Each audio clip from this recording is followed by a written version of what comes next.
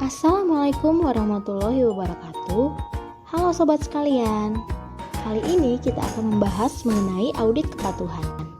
Definisi audit kepatuhan tersendiri ialah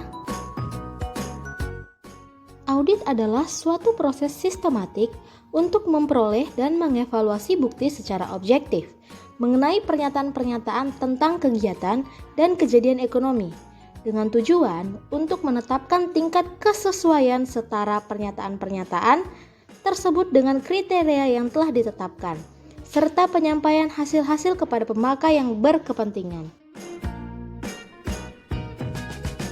Dengan kata lain, audit kepatuhan adalah audit yang tujuannya untuk menentukan apakah yang diaudit sesuai dengan kondisi atau peraturan tertentu. Hasil audit kepatuhan umumnya dilaporkan kepada pihak yang berwenang membuat kriteria. Audit kepatuhan banyak dijumpai dalam pemerintahan. Setelah kita mengetahui definisi audit kepatuhan, selanjutnya kita akan mengetahui tujuan audit kepatuhan, yang mana adalah untuk menentukan apakah pihak yang diaudit telah mengikuti prosedur, kebijakan, dan regulasi yang telah ditetapkan oleh badan atau otoritas yang lebih tinggi. Hasil dari audit kepatuhan biasanya berupa pernyataan temuan atau tingkat kepatuhan dan dilaporkan kepada pihak tertentu dalam unit organisasi yang diaudit. Adapun manfaat audit kepatuhan. Audit kepatuhan harus dilakukan di dalam perusahaan terhadap yang pertama, kebijakan dan prosedur tertulis tentang kelengkapan transaksi. Hal ini dilakukan untuk membuktikan adanya kepatuhan terhadap kelengkapan transaksi yang dilakukan dalam perusahaan. Pelaksanaan transaksi tersebut sejak transaksi dimulai sampai dengan selesai. Kedua, kepatuhan terhadap perundang-undangan dalam setiap aspek operasional perusahaan atau bagian organisasi perusahaan harus memenuhi setiap peraturan perundang-undangan dan peraturan internal perusahaan. Perencanaan audit. Setelah auditor memutuskan untuk penerimaan perikatan audit atas SOP perusahaan, langkah berikutnya yang perlu ditempuh adalah perencanaan audit.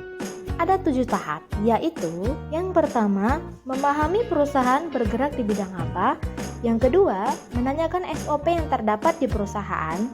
Ketiga, memahami dan menelaah SOP perusahaan.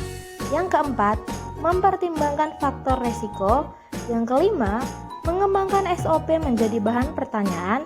Yang keenam, menyiapkan objek dan subjek. Dan yang terakhir, melakukan observasi dan wawancara. Tahap pembuatan pertanyaan. Pengertian internal control questionnaire adalah pertanyaan-pertanyaan yang digunakan oleh kantor akuntan publik untuk mengevaluasi dan memahami pengendalian intern suatu perusahaan yang sedang diperiksa. Setelah mengetahui dan menelaah SOP perusahaan, langkah selanjutnya ialah membuat pertanyaan sebagai bahan wawancara yang bersifat tertutup dan positif, seperti sebagai berikut.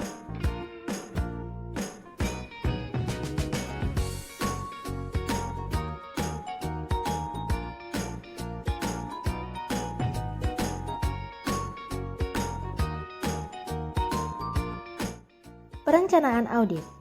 Setelah auditor memutuskan untuk penerimaan perikatan audit atas SOP perusahaan, langkah berikutnya yang perlu ditempuh adalah perencanaan audit. Ada 7 tahap, yaitu yang pertama, memahami perusahaan bergerak di bidang apa. Yang kedua, menanyakan SOP yang terdapat di perusahaan. Ketiga, memahami dan menelaah SOP perusahaan. Yang keempat, mempertimbangkan faktor resiko. Yang kelima, mengembangkan SOP menjadi bahan pertanyaan. Yang keenam, menyiapkan objek dan subjek. Dan yang terakhir, melakukan observasi dan wawancara.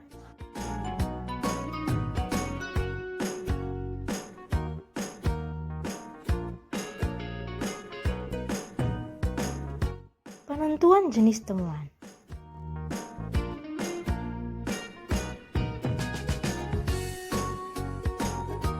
Penentuan jenis temuan kami melakukan diskusi langsung setelah dilakukannya interview.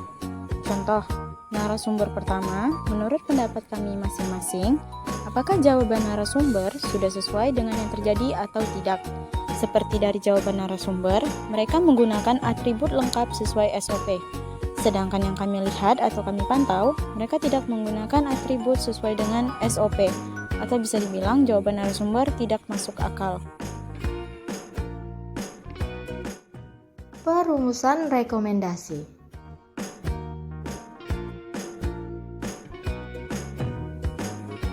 Untuk kesimpulan yang kami dapat, sesuai dengan hasil temuan kami, 4 dari 6 sampel sudah sesuai dengan prosedur. Dan tidak lupa dokumentasi selama proses pekerjaan.